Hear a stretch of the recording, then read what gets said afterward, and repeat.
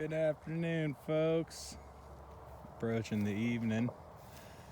Tanner Smith here out at Small Circle Harvest, and I want to drop in, just share a little bit of moving the cows tonight and getting set up for a few days. But we're on the new lease.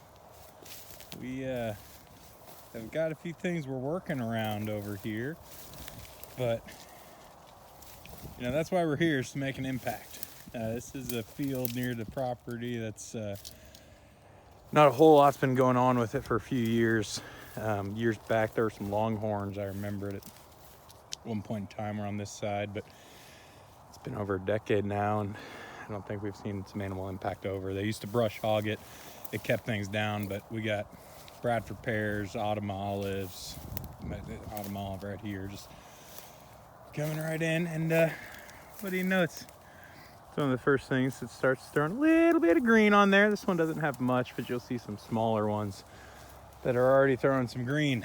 Springtime's coming, and we want to attack these things before they get another hold on it and another year going, and so that we can kind of reclaim the pasture and put it back into a little bit of production, because the brush and trees are just a bit excessive. I like balance, but they're taking over. So we're coming in here. Before I come in, and we're gonna cut things down real low just so that we can mow straight over them. Probably end up painting stuff just to stop it from coming back, and what we don't get painted will just be shrubby little short things that we can get folks to stomp down and eat a little bit, mow over, and not bother. So we'll paint the big stuff, and there's just too much to say. I'm even gonna paint everything. I'll probably not even cut everything, just brush hog a lot. But because there's thorn on. Oh, that's not a thorn. Oh, mouth. It's hard saying what everything is. There's just so much popping up in here. It's hard to walk straight. You take a look at our fences, and it's hard to go straight with the fences right now. This one's pretty good right here, cuts down, and it's not bad, but then it jigs left and it jigs right and it gets through, and this one's it's a bit, you can't even get straight. You can't walk straight through it. And so these cows are doing some work to look for their forage. There's plenty in here. I mean, it's a pretty decent stand of fescue primarily. It's mostly fescue and brush. But there's something for them to go down there and eat and search for. And so before I come down here and do all the work of cutting things down, I'm letting them trudge things down. So I'm standing in an area they have not been, and there is a lot of carbon stacked up. It's thick. You can't find the ground. And so that's good. I mean, it's better than perpetually haying the area. It's all laying down just because it's so old, but there is a lot of forage in here. So we're having the cows come through it before we do. Take some of that up, get some of the old stuff out, get ready for the spring flush coming up. And behind them we'll come through. We're gonna cut some stuff down low, set that brush back a little bit, and keep them running through here. So I just put them on this strip of it. We've been strip grazing from down at this building down here is where their water's at. And I've just been giving them a little extra 10, 15 foot, depending on the width of this area. It's not a rectangle. 20 foot on this side. So giving them a little bit more each day. So they're hanging out up top, keep working their way higher up. And that's what they're doing. They are working their way around the brush, getting themselves a snack. And they're doing all right with it too. They're pretty happy. They don't love working around the brush, but they see it and they're just say, "Oh, really? I gotta walk through all this." They walk around it most of the time. They stop and they go, "I don't want to walk through this," and they step around. But that makes it really stand out the areas that I need to come back and give some attention to. So I'll show you a little bit of the areas that they've been in. And this is what we're going up to. It's just more of the same. It's just brushy. But there's grass in there. We won't let it go to waste. They're gonna go in there and get it for us so that we can clean things up and keep them moving through. Bull down here just having a heyday. Standing. You don't mind it, they'll search it out. So we're getting back. This is still the area that's brand new. They just got in here. You see how everything's real up. Nothing's been trampled or stepped on. It's just a lot of, stockpile hidden underneath brush. And then you don't have to look over. You can tell that fence line used to be right behind them. Just look at the difference in this grass standing versus back here. And I'll show you a little bit more, but they have done a fantastic job taking down what's available to them and eating around the areas that I need to come in and cut something and make a little more room, get something going through. We've got great disturbance. It was raining all day today, and that's why I'm throwing up a back fence tomorrow, and I'm gonna put them into a new area, block them out from up here, quit strip grazing this section. But I didn't want to do that until after it rained and then dried up a little bit. Probably next day, 2 days from now, I'll block them off. But nice big area while it was all wet today. They can come back and clean up what they missed the day before after they get through the new section, and they've been doing great. You could hardly walk through this before or know where to walk, and they got the paths laid out. They ate down everything they could, and then I can come in here and say, oh look, there's a little eastern red cedar. Need to chop that before it goes up there and starts shading everything out, throws my pH, and now I got eastern red cedars just all over this. We got a few of them hidden around, and I'm good with the few that we have. I won't cut a nice one, but I won't let them overtake a field either. So we'll chop things like that. I'm not worried about painting the cedar. We'll cut it low and probably just mow over it and keep rolling. Oh, the multiple rose bush is this is near probably the worst section of it. Just about. There's some everywhere, but I mean, we got 40-foot multiple rose bush here.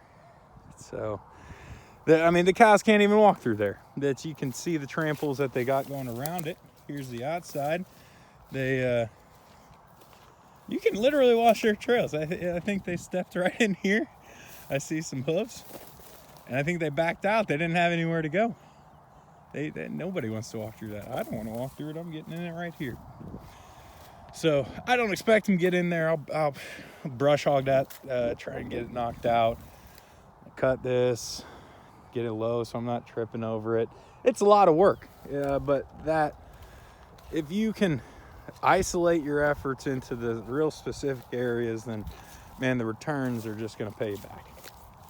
So we got 4 acres here, and I don't even have to manage the cows, and that'll finish a cow in a year here in Missouri, the amount of rain we get. But properly managed, we got a couple acres that can finish a couple steer every year if we can turn this back into something that's just a little bit more productive.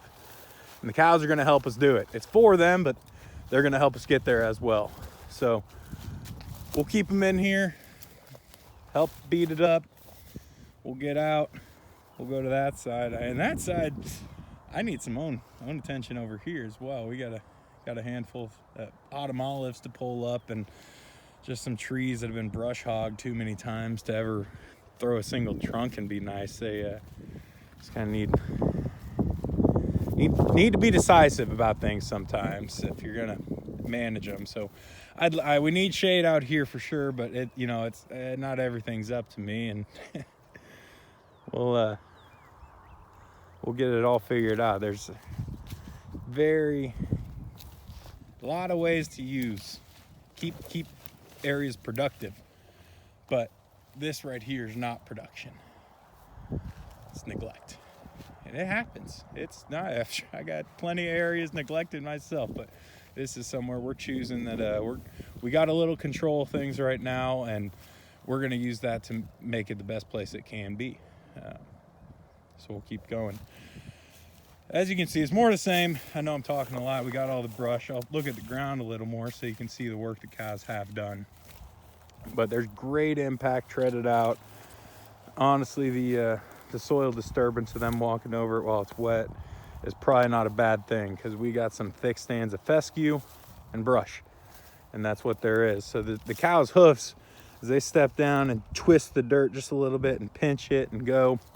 If you look down, it's not a solid, there's a hoof print right in here, and it slides and it pinches and it goes, and the seeds just get locked.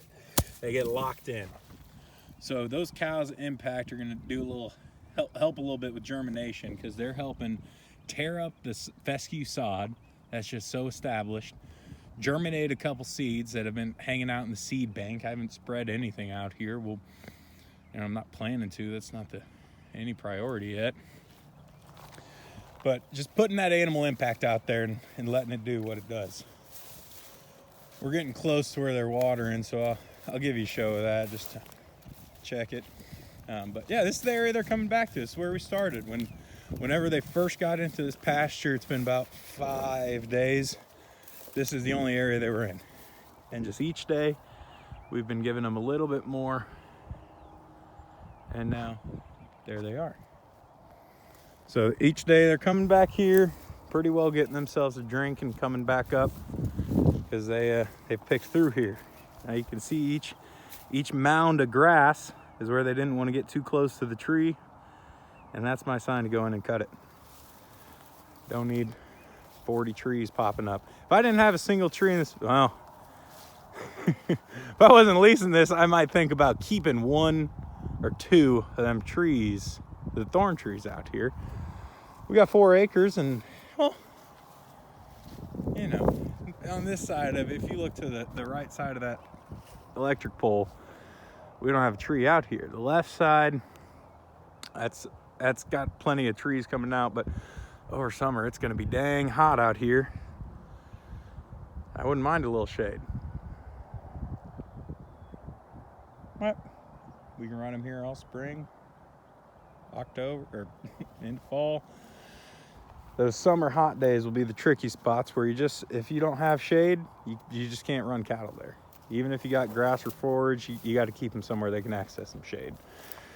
So it's adaptive grazing. You know, there's not a blanket answer for everything. Do this that day, that the next. It's working within what you have and what you're in access and control to. Here's our water tank. Sure got water in it. Running lower, filled it up. I only got to fill this up every couple days. Few. So it's you know, 110 gallon tank maybe. So I mean, there's 5 head out there. We're not over summer, so they're not drinking all day. Constantly, they go back, they get them a drink, they keep eating. They're not too hot. So we got their water. They come back to their mineral. I move it with them near every day. So it started back here, and I got it, and I set it up to the next spot and the next spot and the next spot, and it just kind of moves. Well, really, it moves one behind them. I generally don't put it into the brand new area they just got to, because if I do, then I'm covering up a little bit of forage that they'd probably prefer to eat rather than dance around a mineral bucket with.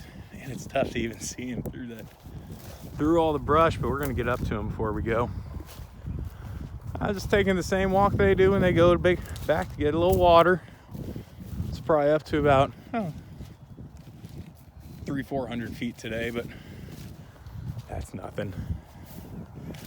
Cows got 4 legs. They can walk. They use them. They walk twice as good as us because they got twice as many. So if I can walk down there and walk back up in a couple minutes for a video, that ain't too far for them for water at all. But the mineral I've moved, kept it here. We'll bring it up a little closer now. Just got a little Purina wind rain. Oh, salt on this side. That's what I'm running in there. A little low. Had to get a little more, but they got some. And this little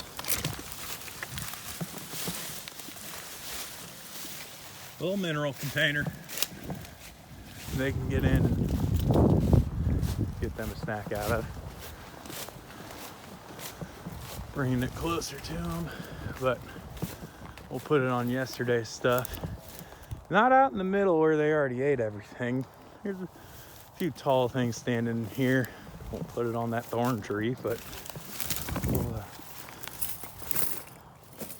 we'll put it in here so it's a little closer to them and Man, look at that hard. This is the fence line. Right there. That was up yesterday. You can tell they walked the fence line and eat everything on this side of it.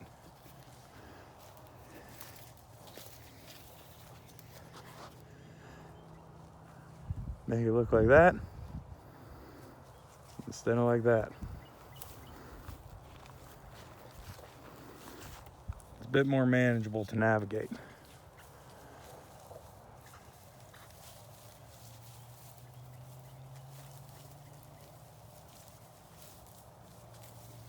There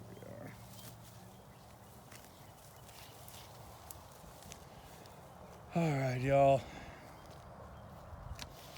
Well, appreciate you stopping by to see the pasture. Wanted to show off how it was on first pass grazing, and as we keep going through, I'll show you a little bit of what we do to try to keep things in production and make sure we're capitalizing on the solar power that's falling on this pasture every day. If we don't do something with it, it might just go to waste. But they won't let that happen. Thank you everyone for stopping by. We're gonna stay here grazing. Look forward to seeing you back here next time. Stay healthy, stay growing. Have a good night.